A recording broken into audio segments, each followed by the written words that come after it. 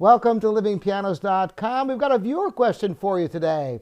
I'm Robert Estrin, and it's a pleasure to bring this to you. Somebody asked me, how are piano competitions judged? And it got me thinking. It's such a subjective thing, isn't it? Who's better? Who plays the piano better? Obviously it's more art than science. So there's a lot to this question. I'm going to dive right in for you here and start from the most important point, which is there are more fine concert pianists in the world today than ever before in history. Consider this. Just in China alone, there are over 40 million piano students. That's a lot of pianists, isn't it? And many of them are extraordinarily accomplished. And of course, there are pianists in Europe, North America, Australia, all around the world. There are pianists. And there are a limited number of competitions. The international competitions like the Kleiber and the Chopin, the Tchaikovsky, attract the greatest talent from the entire world. Well, what does it even take to enter these competitions? You have to be on such a level to even approach these competitions because the repertoire requirements are tremendous. Most competitions require, these sorts of competitions, these top-tier competitions, several complete programs, of course for memory, concertos in the plural, chamber music. And of course they get there, and what's the first thing that happens in many of them? They hand them a piece written just for the competition that nobody's ever seen or heard before.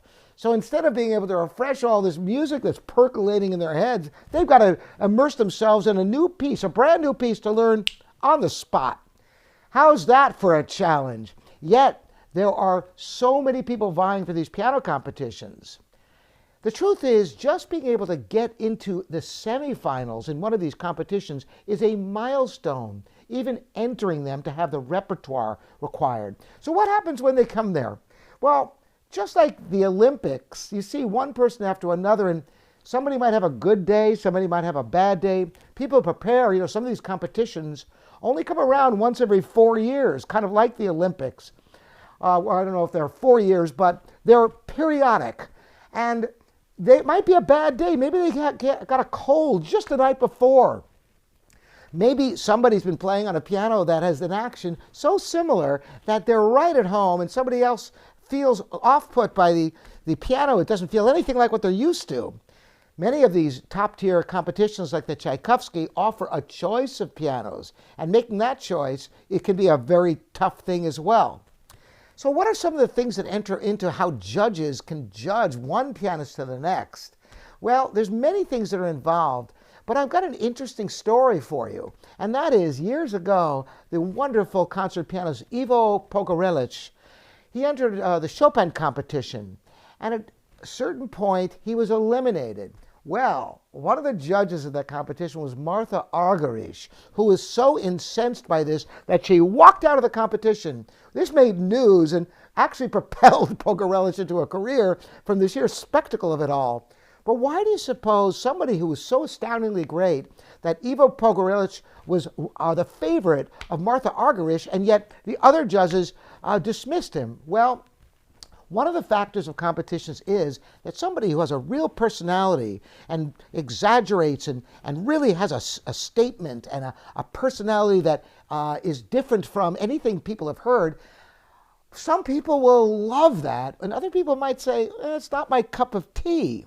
So one possibility is that in some competitions, there's kind of a race to the center, somebody who offends least. They're not extreme in one direction or another. And that's kind of sad, really, but how else do you quantify? Well, I'm going to show you something very interesting. I'm going to play for you just a beginning of the third movement of the Mozart Sonata in C major, K330. And I'm going to play this for you twice to show you something extraordinary that you might not be aware of.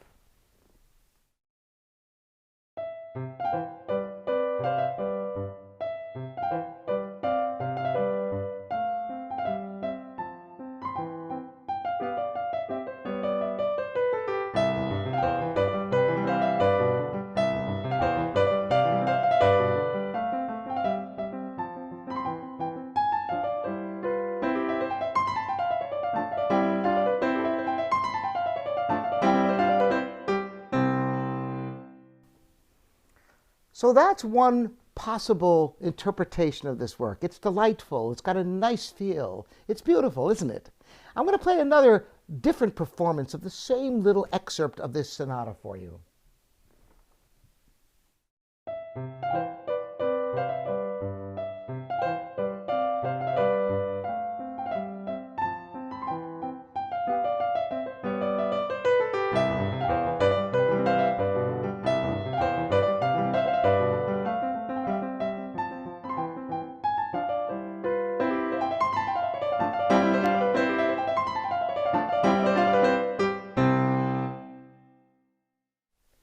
So you hear the difference in tempo, obviously.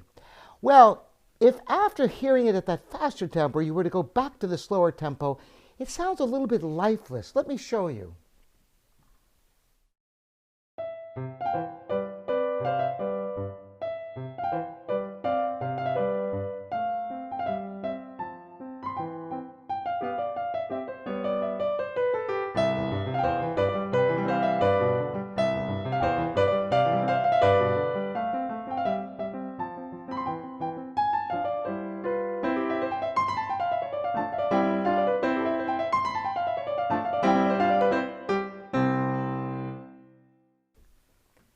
So you can hear that after you hear a faster tempo of a work, going to a slower tempo kind of is a letdown, particularly if your judge is sitting there hour after hour listening to pianist after pianist, and somebody goes in there and charges it up and wakes you up, and then somebody comes and plays a very beautiful, elegant performance, but it doesn't have the same energy.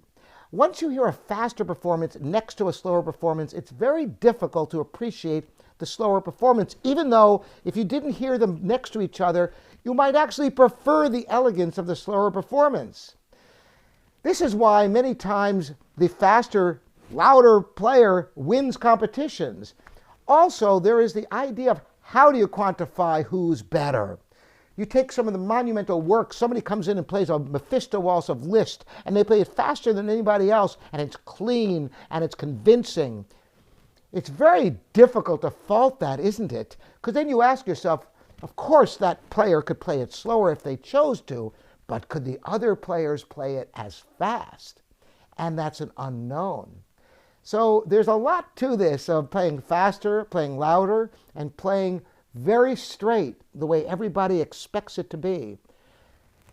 I hate to think that that's the way competitions are run, and truly they aren't always run that way. But there is the risk of them turning out that way just because of human nature.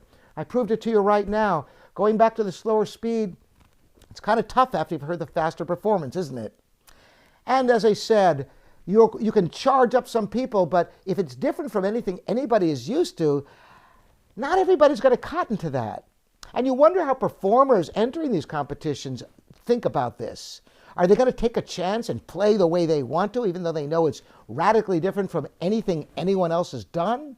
Or are they going to play it a little safer and try to play for the judges? A dangerous thing, in my opinion. You really have to play to your own conviction. And that really is the lesson for today. And I think sometimes the winner is the people who play to their convictions, and they play in such a way that it makes it seem as if it's the only way the music should be played. And I think that's the most important thing. And that's the way to turn on those judges, hopefully. But as I said, this is not an exact science. This is art, and it's so subjective that that's why this question of how are piano competitions judged is an excellent question. Keep these questions coming in. I pay particular attention to my Patreon subscribers. Those of you who want to have more input on these videos, I suggest you join my Patreon channel. In the meantime, subscribe and ring the bell if you like these, and share it with your friends on social media. I think piano should be for everyone, and I'm trying to spread the word. Again, I'm Robert Estrin. This is livingpianos.com, your piano resource. We'll see you next time.